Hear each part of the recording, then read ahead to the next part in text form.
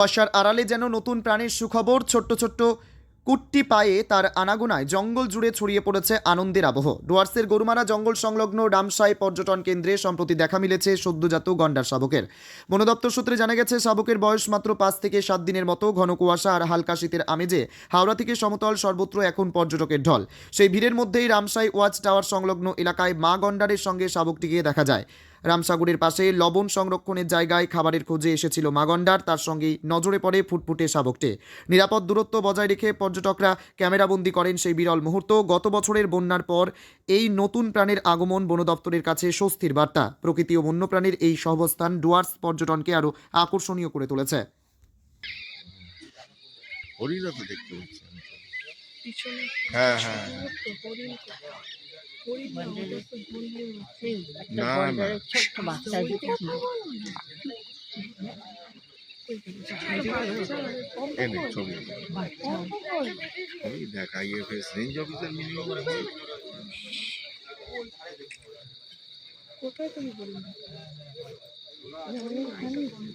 ওটা মনে হলো সামনে দাম দিকে ওই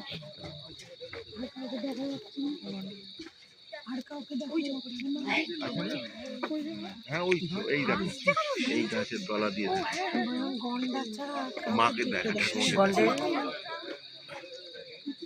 আমার হাতটা দেখতে পাচ্ছ? গন্ডার বাচ্চা দুধ খাচ্ছে। তার পাশে একদম ওই দেখো হরিণ। হ্যাঁ, ওই হরিণ। দেখো ঘাট তুলছে। কোথায় হরিণ? এদিকে আসো, এদিকে আসো। একদম এই দেখো ওই যে দুখানা ছিল হরিণ, ওই যে পালিয়ে গেল একটা জঙ্গল। ওই দেখো আবার আসছে, আসছে। আসছে, দেখেছো? আমার অফিসের সামনে এমনি হরিণ ঘুরে সেদিনকে তো ইসের মধ্যে ঢুকে গেছে। আমি যেদিন গেছি ঢুকে যায় ওই কম্পাউন্ডে ঢুকে পড়ে।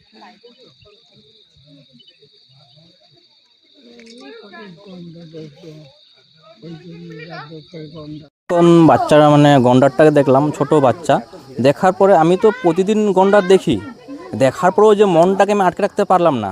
দেখছি আমার মোবাইল থেকে সেরকম ছবি আসছে না, তারপরে আমি কিছু করলাম কি একটু দূরবীন দিয়ে সেটাকে ক্যাচ করলাম, মানে ভিডিও করলাম। ভিডিও করার পরে আমার আর মন মানছে না, মানে এত সুন্দর জিনিসটা দেখার পরে আমারও মনে হচ্ছে যে আমি যদি এটাকে শেয়ার করতে পারি। শেয়ার করার উপায় একটা কী করলাম, আমি জানি যে যদি কাউকে পাঠাই বা কেউ যদি এটা নিউজে বা দিলে পরে ভালো হয়। কতদিন মনে হয়, কি মনে হয় কতদিন? এটা যত সম্ভব 7-8 দিন বয়স হবে আর কি, দেখে যেটা মনে হচ্ছে আনুমানিক।